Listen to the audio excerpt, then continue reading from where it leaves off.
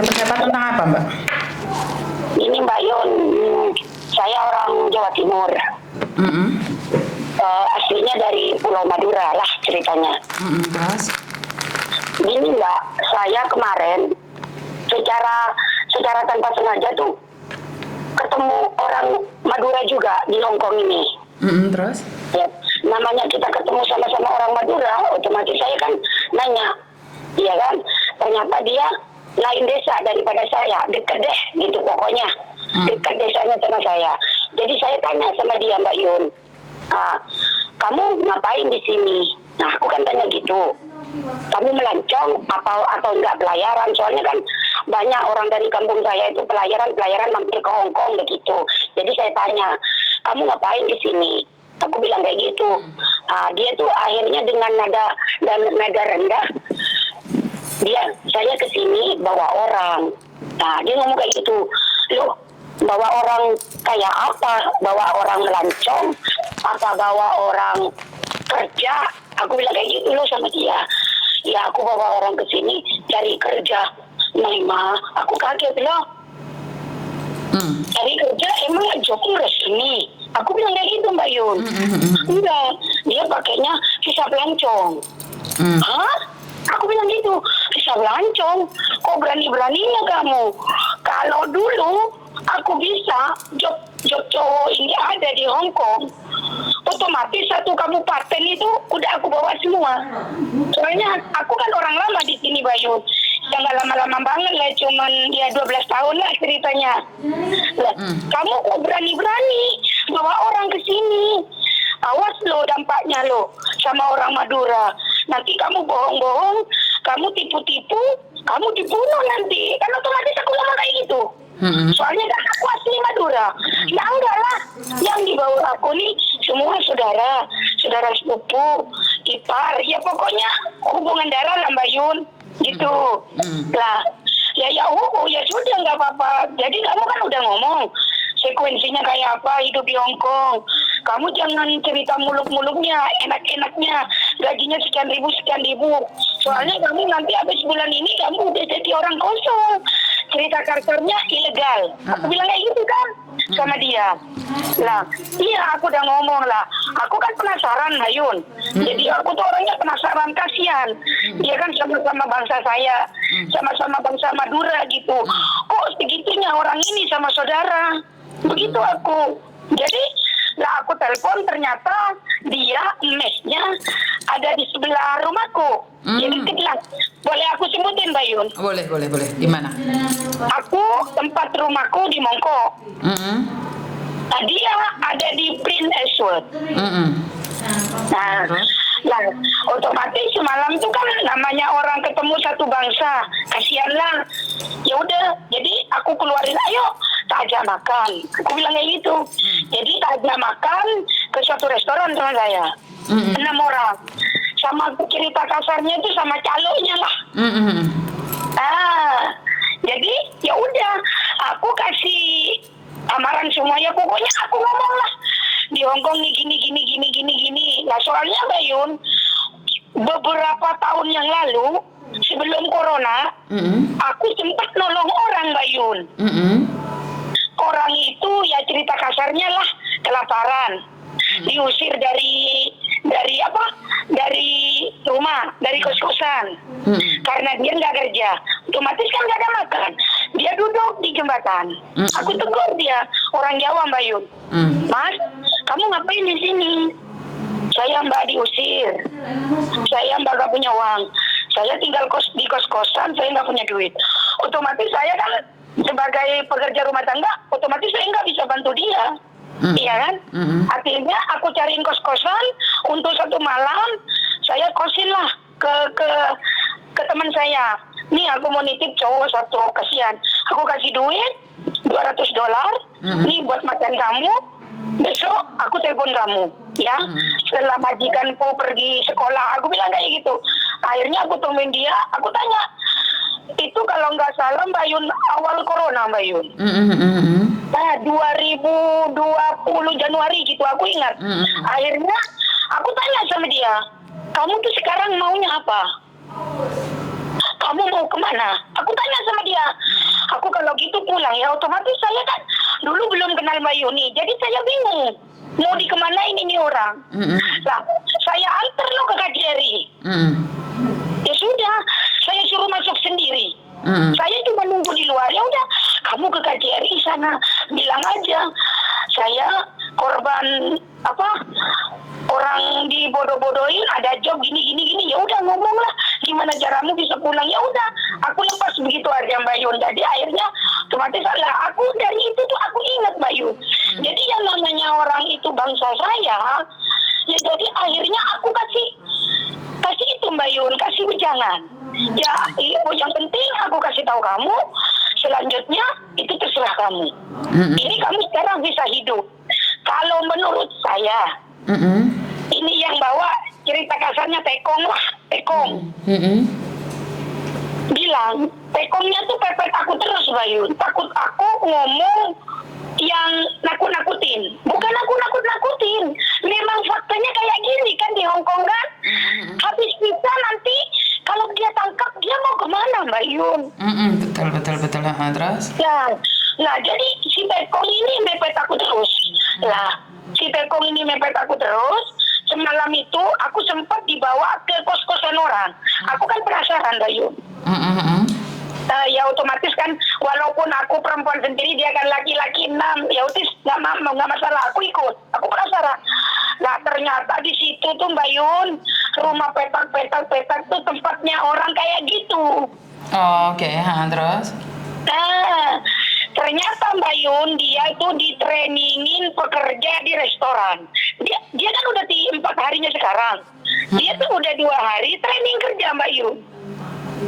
Oke, terus? Di sebuah restoran. Boleh aku sebut tempatnya? Boleh.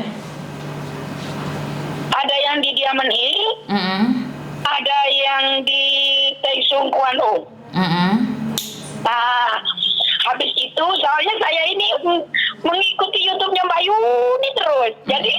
Jadi nanti kalau saya ini masuk, saya mesti ketawa sendiri. Oke. Saya mengikuti terus. Saya kan sering komen. Dulu aku yang bilang tentang orang telepon itu di penjara itu aku Mbak Yun. Memang nyatanya kayak gitu. Soalnya saudaraku juga di penjara.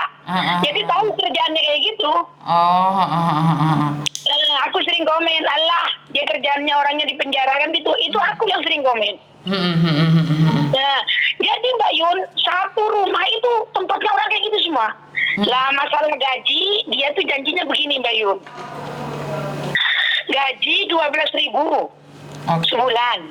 Nah, dipotong rumah 2.500. Nah, satu kamar itu Mbak Yun isi 4 orang, 2 kali 2 meter. Gimana engapnya Mbak Yun? Aku semua udah ke situ, aku tahu engapnya gimana.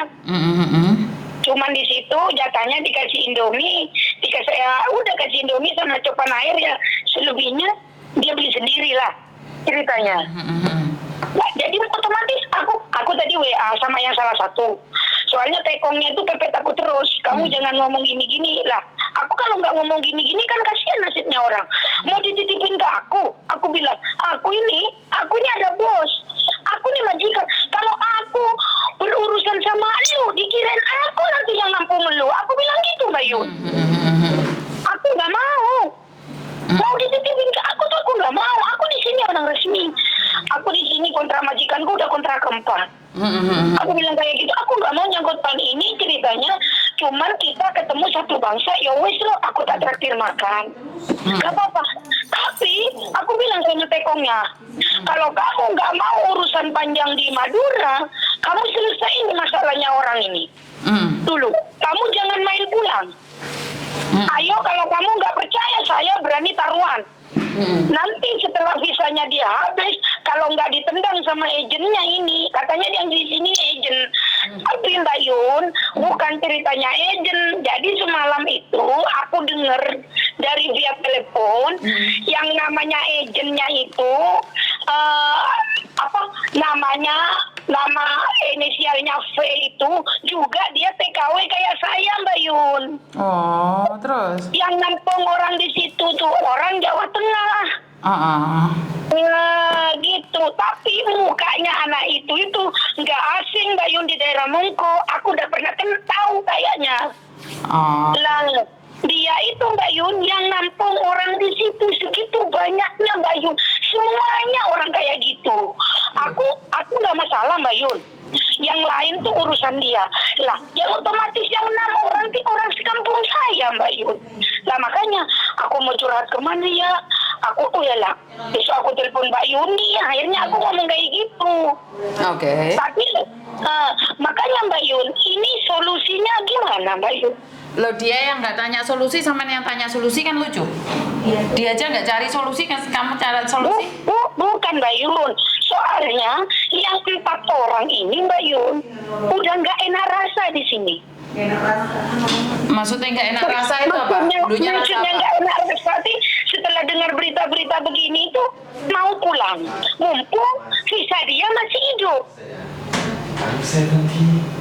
Maksudnya? Sedangkan tekongnya itu neken terus suruh kerja dulu. Koko.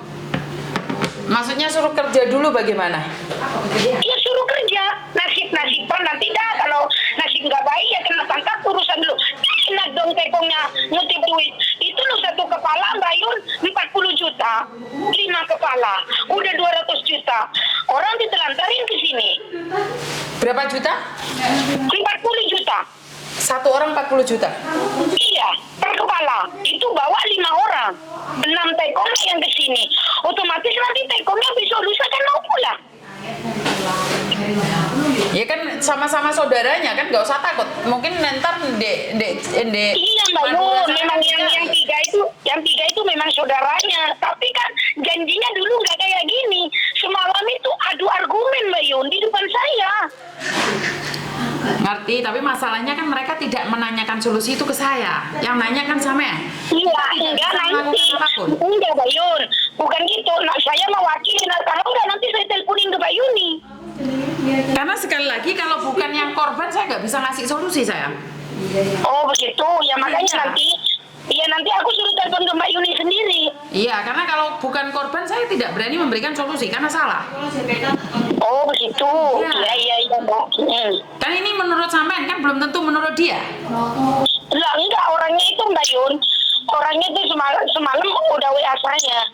Gimana saya ini Mbak, enaknya apa mau pulang apa gimana?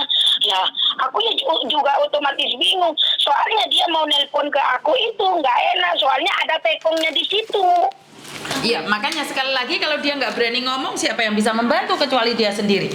Jadi Oh iya makanya tidak saya bisa membantu siapapun kalau dia sendiri tidak mau bergerak, karena tidak mungkin Iya. yang nyari mereka. Mereka yang Iya. berarti mereka yang harus nyari. Mau tidak Iya. mau, suka tidak suka harus mereka sendiri yang nyari. Iya. Karena itu nanti saya suruh telepon Mbak Yuni sendiri. Iya, kalau dia ada waktu suruh saja datang ke studio saya aja langsung. Oh iya. Nanti kita benar. Iya Mbak Yun, nanti saya cari alamatnya Mbak Yuni di YouTube. Nanti Iya, tak bawa di itu aja. orang. Mumpung dia kan sekarang visanya masih hidup Mbak Yun. Makanya tiketnya masih hidup, secepatnya pulang aja karena nggak ada pekerjaan. Karena itu sudah Lah ini saya langsung. Kalau Iya, saya Mbak Yun. nggak berani. Iya.